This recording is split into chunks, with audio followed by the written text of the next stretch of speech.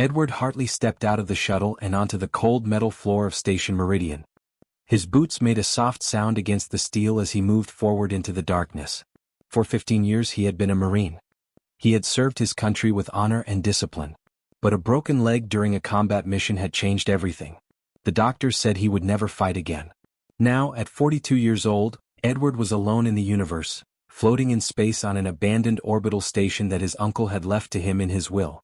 The station was silent. Edward could hear only the soft hum of the life support systems and the gentle beeping of emergency lights in the corridors. He walked slowly through the halls, his hand touching the walls as if they could tell him stories. Dust covered everything. Equipment sat unused for years. Personal quarters had clothes still hanging in closets. Coffee cups sat on desks, long since turned to hard, black residue. It was like walking through a tomb.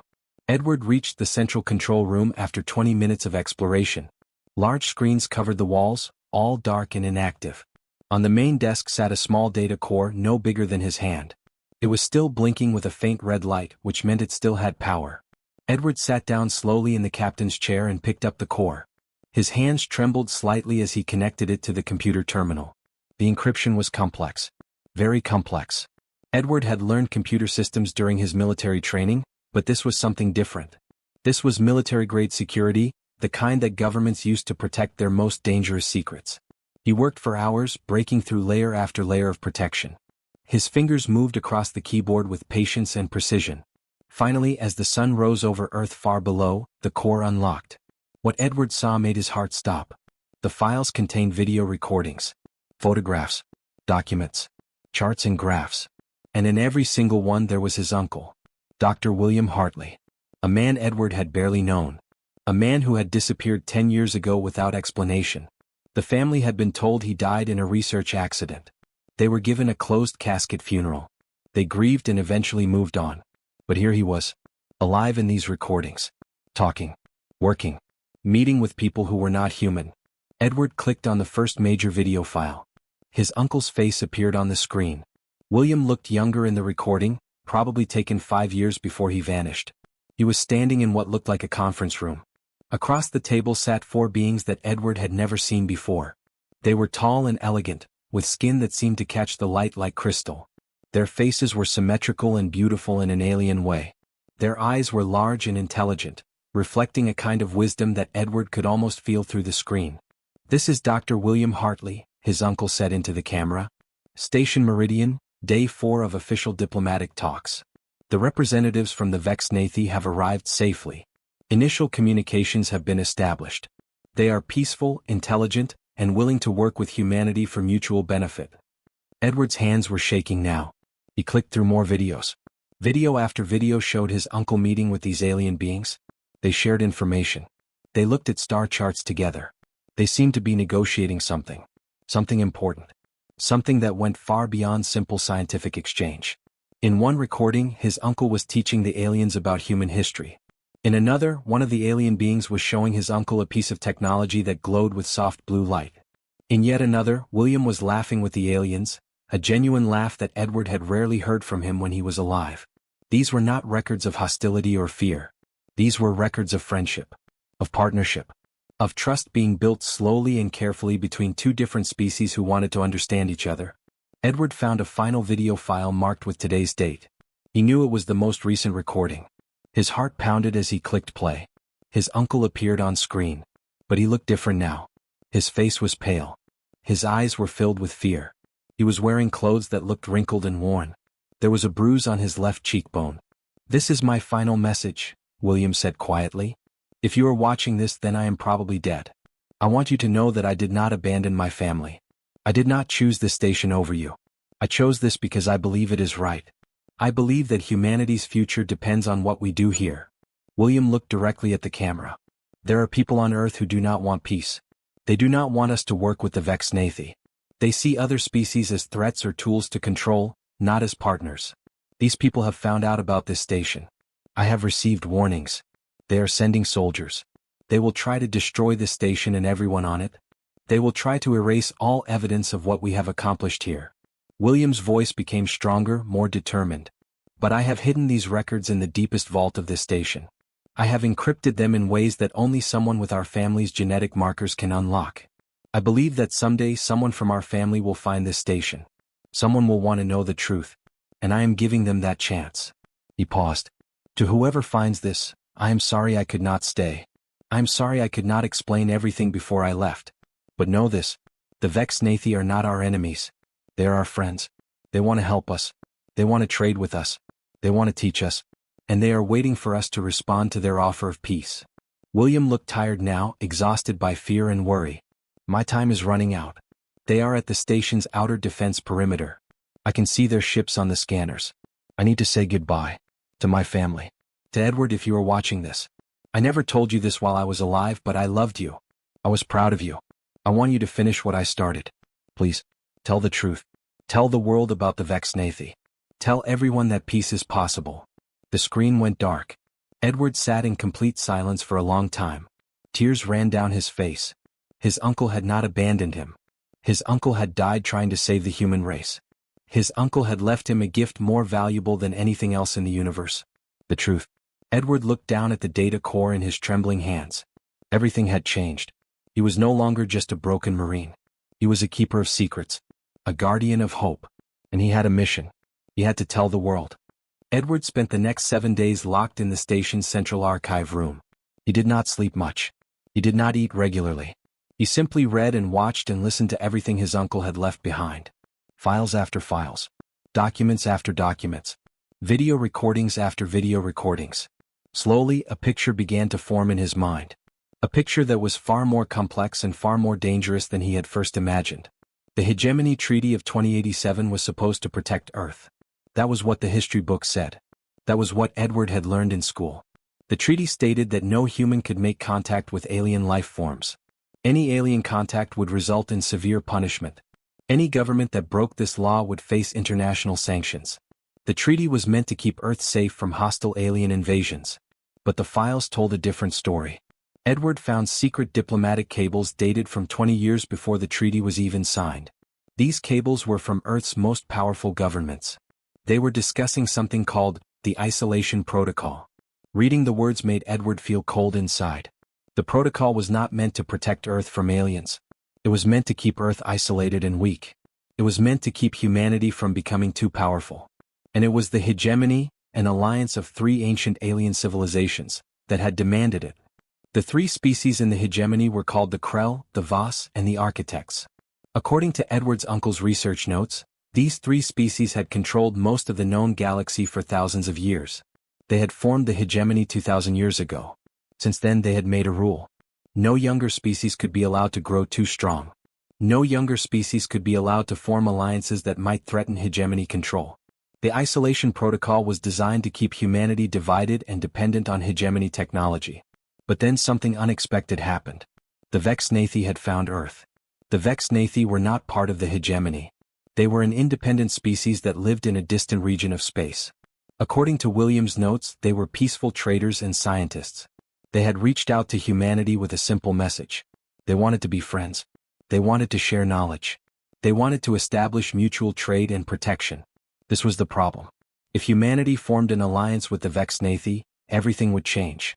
Humanity would have access to advanced technology. Humanity would have military protection. Humanity would become strong enough to challenge the hegemony's control. And the hegemony could not allow that. Edward found a classified government memo dated 15 years ago.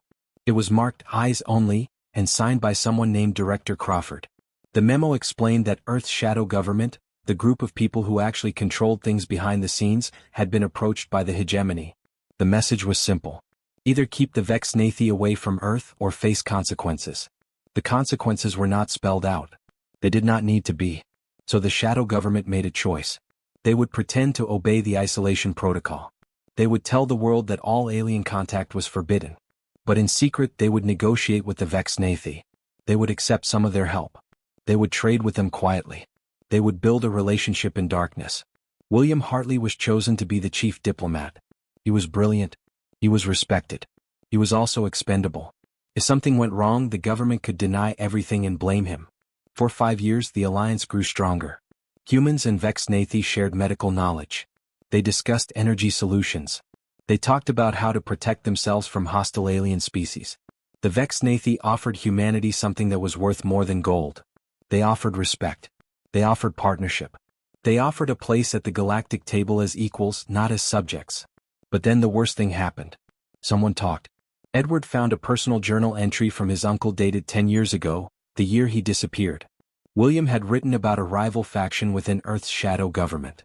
There were people who did not want peace with the Vexnathi. These people believed that humanity should remain isolated and focused on becoming strong through its own efforts. They believed that accepting Vexnathi help was a form of weakness. They believed that accepting alien help meant accepting alien control. These people were powerful. They had military connections. They had political influence. They had money. And they were willing to do anything to stop the Vexnathi alliance. Edward found classified messages between government officials. They debated what to do. Some wanted to simply end the alliance. Some wanted to arrest William and all the diplomats involved. Some wanted something worse. Some wanted to eliminate everyone who knew about the alliance. Some wanted to destroy Station Meridian completely and pretend it had never existed. In the end, they decided to do all of these things. William's final personal log was the most heartbreaking thing Edward had ever read. His uncle sat at his desk in his private quarters. He looked directly at the camera. He had maybe 2 hours left, he said. He could see the military ships approaching on the scanners. He knew what was coming. I made a choice, William said slowly. A choice that will probably kill me. But I do not regret it. The Vexnathi are good people. They wanted to help us. They wanted to save us from the hegemony's control. And we turned them away. We chose the safety of lies over the risk of truth. William looked tired. He looked defeated. But he also looked at peace with himself. They are telling the world that I was conducting illegal experiments. They are saying that I put the station at risk. They are lying. All of it is lies. But lies are easier to believe than the truth. People want to believe their leaders. People want to believe their governments care about them. So they will believe the lies. William paused for a long moment. I am going to send these records into the vault.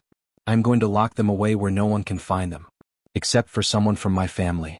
Someone who might understand. Someone who might care enough to tell the truth. If you are watching this, then you are that person.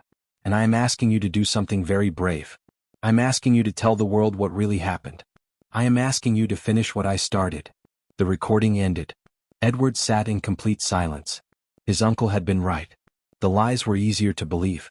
William Hartley had been erased from history. His death had been covered up.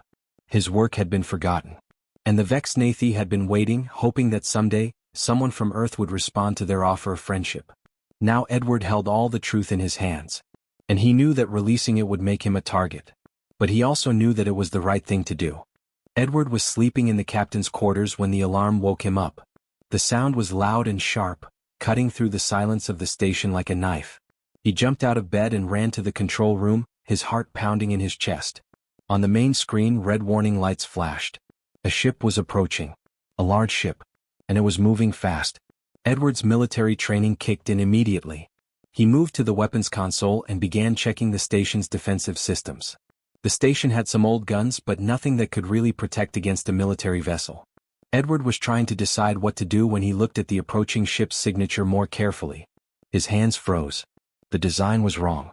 The shape was wrong. The energy signature was wrong. This was not an Earth ship. This was not a hegemony ship. Edward had studied the ship designs in his uncle's files. He knew what he was looking at. This was a Vexnathi vessel. Edward's hands shook as he moved to the communications console. Before he could speak, a voice came through the speakers. It was like wind chimes. It was soft and beautiful and utterly alien. This is Ambassador Kale of the Vexnathi delegation. We detected your activation sequence many cycles ago. We have been waiting. We hoped that someone would finally come to Station Meridian. We hoped that someone would understand what your Uncle William tried to build here. Edward took a deep breath. His mouth was dry. This is Edward Hartley. I am William's nephew. I found his records. I know what happened here. There was a pause. Then the voice spoke again and Edward could hear something like emotion in it. Relief. Hope. Joy. Then you understand that we come in peace. We are not here to harm you or your people. We are here because we believe in what William believed in. We believe that humans and Vexnathi can be partners. Can be friends. Edward Hartley, we would very much like to speak with you face to face. Will you allow us to dock? Edward looked at the screens.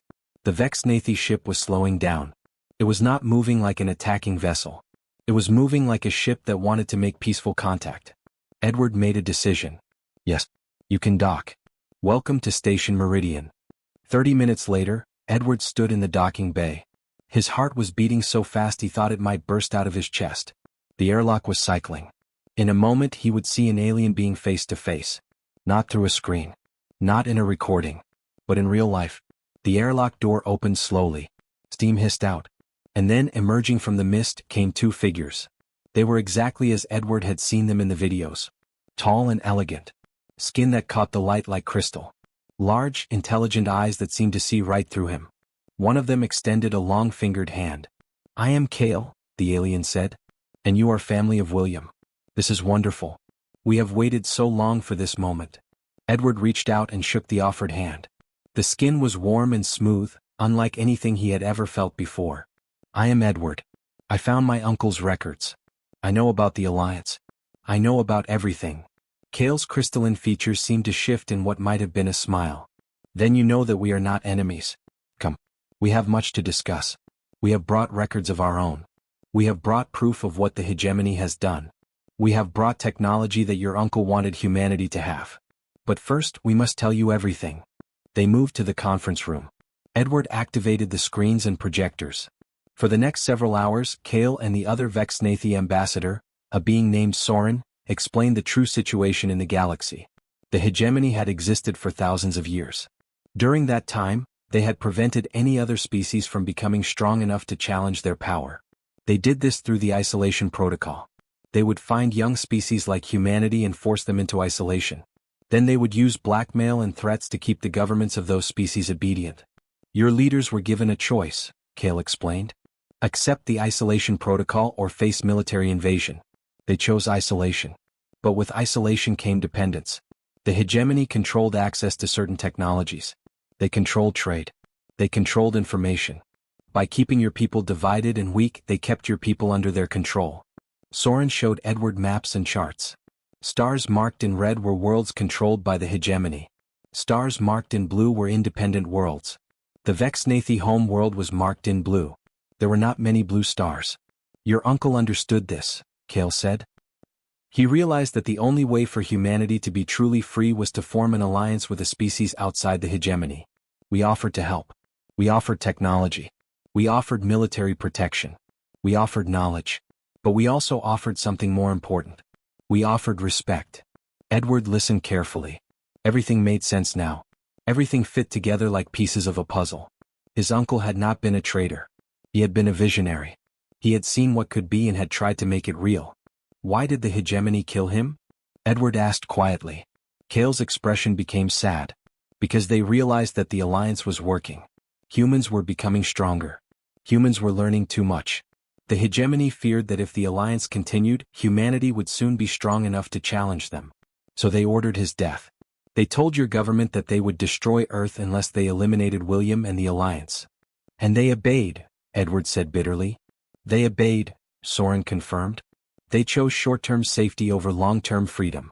It is a choice that many species have made. But it is a choice that does not have to be permanent. Kale leaned forward.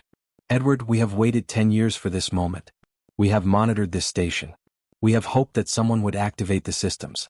We have hoped that the truth would not die with William. We have these encrypted files. We have proof of the hegemony's crimes. We have technology that could transform your civilization. And we have one question for you. Edward looked at the alien ambassador. What question? Will you do what your uncle could not? Kale asked. Will you take this truth to your people? Will you tell them what the hegemony has done? Will you help humanity choose freedom over fear? Will you help us build the alliance that William dreamed of? Edward thought about his uncle. He thought about all the lies. He thought about all the years that humanity had spent in darkness when they could have been reaching for the stars. He stood up and looked directly at Kale. Yes, I will. I promise you. I will tell the truth. No matter what happens to me, the truth will be heard. Kale's crystalline features seemed to glow with light. Then welcome Edward Hartley. You have just changed the course of history. Edward sent the encrypted files into the dark reaches of space with trembling hands. He transmitted them to underground news networks. He sent them to independent journalists who were not controlled by the government. He sent them to scientists and military officers who he knew had doubts about the official story. He sent them everywhere he could think of. And then he waited. The response came faster than he expected. Within 36 hours, the first news outlets began publishing the documents. Headlines exploded across every screen on Earth. Secret alliance with alien species revealed. Government cover-up exposed. Hegemony treaty a lie, officials say. The files spread like wildfire. There was no stopping them now. But Edward knew that stopping him would be easier. 48 hours after the first transmission, the proximity alarms screamed again. But this time it was different. This time, 3 massive military vessels appeared on the scanners. They were Earth ships. They were heavily armed. And they were moving towards Station Meridian with hostile intent. Edward was in the communications room when the first hail came through. The voice was cold and official. "This is Commander Hayes of Earth Defense Command. Station Meridian, you are in violation of the hegemony contact protocols. You are harboring illegal alien entities. You are in possession of classified government materials. You are to surrender immediately. Failure to comply will result in immediate military action." Edward's jaw clenched. He had expected this. He had known it was coming. But knowing something and actually facing it were two different things. "Kale," Edward said into the communication system that connected him to the Vexnathi ship.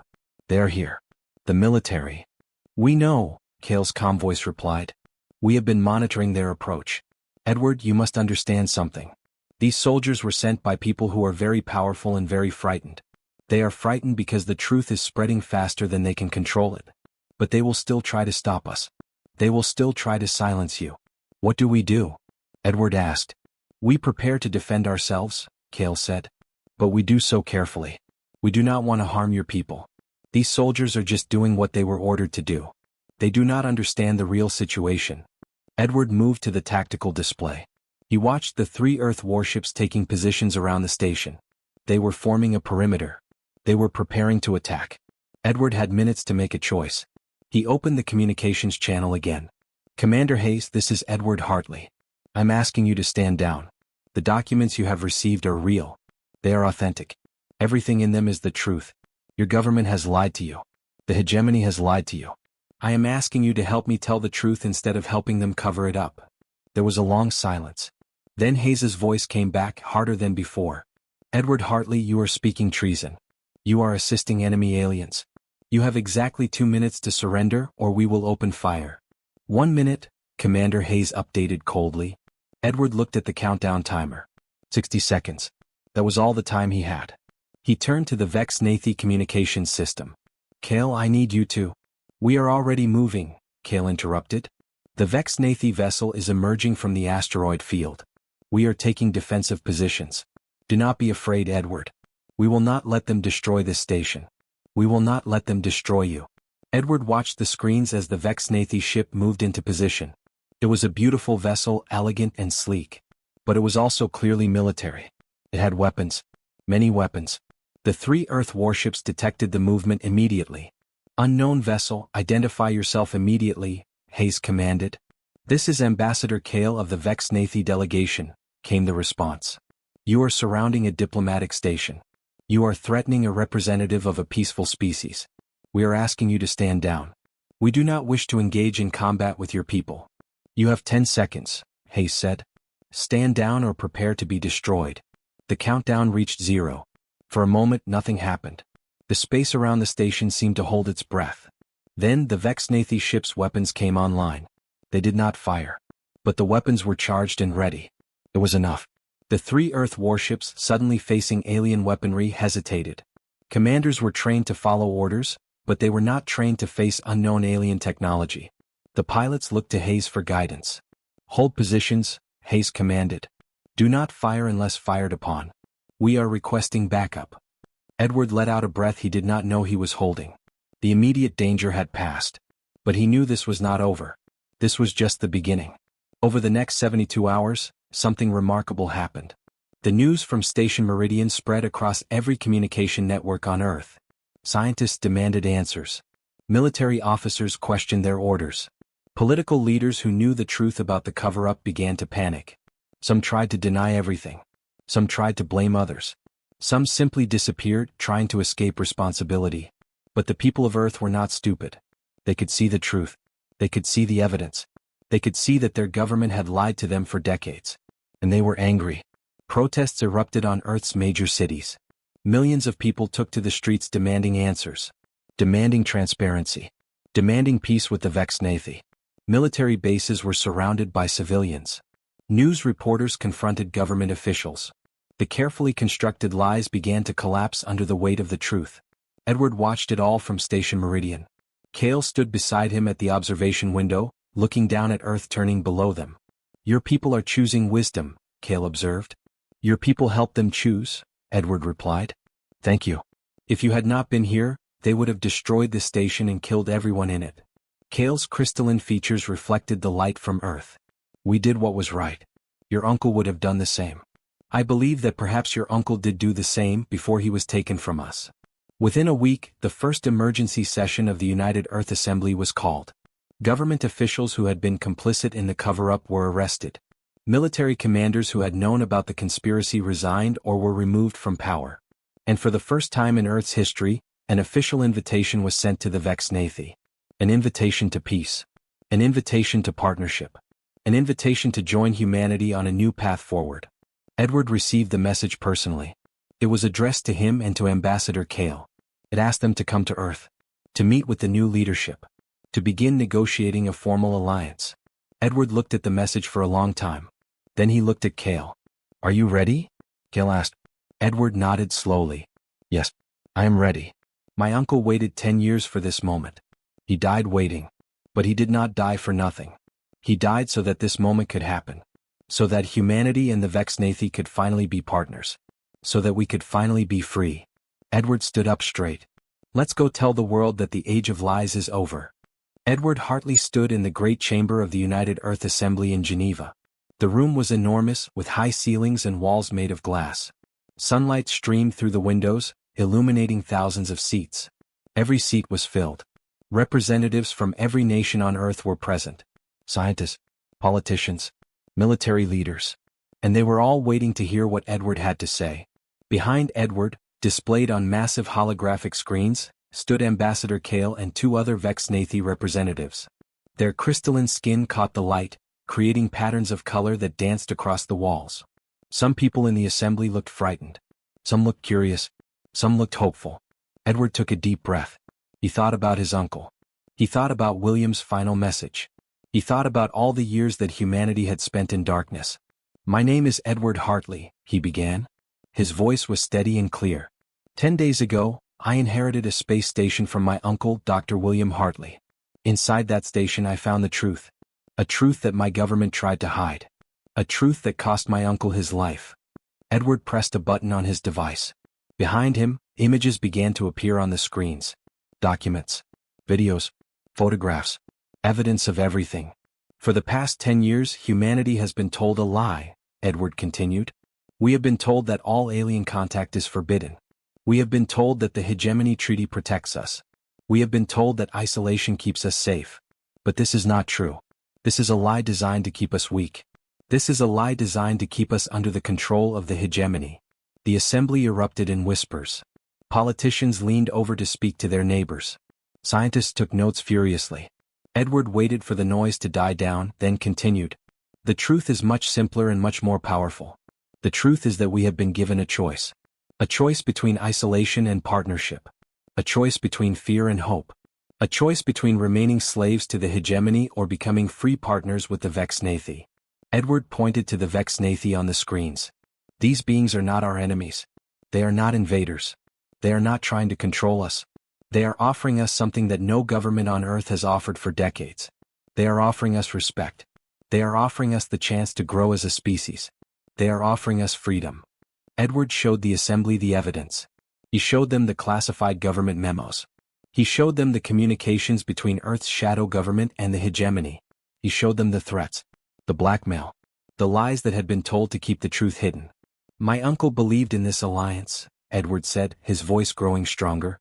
"He spent 5 years building trust with the Vexnathi. He spent 5 years showing that humans and aliens could work together. And when the people in power realized that this alliance would make humanity too strong to control, they killed him. They erased him from history. They tried to erase the truth." Edward paused and looked directly at the assembly. "But the truth cannot be erased. The truth can only be hidden. And now the truth is no longer hidden. Now we all know what happened. Now we all have a choice to make. Do we continue to live in lies? Or do we choose the harder path? Do we choose freedom? The assembly voted for 3 days. Arguments went back and forth. Some leaders wanted to maintain the isolation protocol. Some wanted to declare war on the Vexnathi. Some wanted to try to negotiate with the hegemony. But the people of Earth had already made their choice. Millions of citizens had demonstrated in the streets. Scientists had published papers supporting the Vexnathi alliance. Military officers had spoken out about the corruption in their government. The vote, when it finally came, was almost unanimous. The isolation protocol was repealed. The hegemony treaty was declared null and void. And Earth formally recognized the Vexnathi as partners and friends. 6 months later, Edward stood on the observation deck of Station Meridian. The station had been completely transformed. Where there had once been silence and dust, there was now life and activity. Human engineers worked alongside Vexnathi technicians. Scientific equipment hummed with purpose.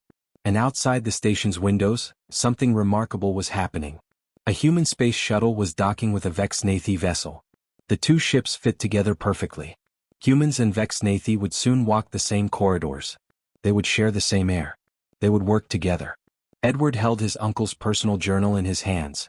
He had finally found the very last entry, written just hours before William's death. Edward read the words that his uncle had written so long ago. If you are reading this, then the truth has won. Then humanity has chosen freedom over fear. Then the alliance has finally become real. I do not know if I will live to see this day, but I know that it will come. Humanity is capable of greatness. We are capable of reaching beyond ourselves.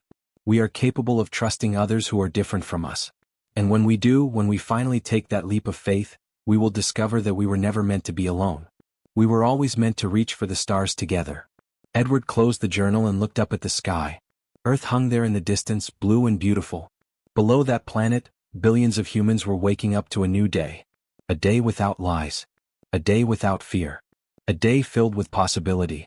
Cale appeared beside Edward at the window. The Vexnathi ambassador looked out at the ships docking, at the humans and aliens beginning to work together. Your uncle would be proud, Cale said softly. He would be, Edward agreed. He spent his whole life believing that this day would come. He died believing it. And now it is here. What will you do now? Cale asked. Edward thought about the question. He thought about all the choices that lay before him. He could return to Earth. He could work in government. He could write about what happened. Or he could stay here. He could help build the future that his uncle had imagined. I am going to stay here, Edward said finally. On Station Meridian. I'm going to help build this alliance. I'm going to make sure that humans and Vexnathi learn to work together. I am going to finish what my uncle started. Cale made a sound like wind chimes. It was the Vexnathi way of laughing. Then we will build something beautiful together, Edward Hartley. We will build a future where humans and Vexnathi stand as equals. Where fear is replaced by trust. Where isolation is replaced by connection. Edward looked out at the stars spreading endlessly before them. Somewhere out there, the hegemony was watching. Somewhere out there, they were probably planning their next move. But Edward was not afraid. Because now humanity was not alone. Now humanity had allies. Now humanity had hope. The age of darkness was over. The age of partnership had begun. And it had all started with one man who refused to let the truth die. One man named William Hartley. One man who had given everything for his dream of peace. Edward placed his hand on the cool glass of the window. Thank you, Uncle William, he whispered. Thank you for showing us the way. And in the vast darkness of space, surrounded by the infinite light of distant stars, humanity finally took its first step toward destiny.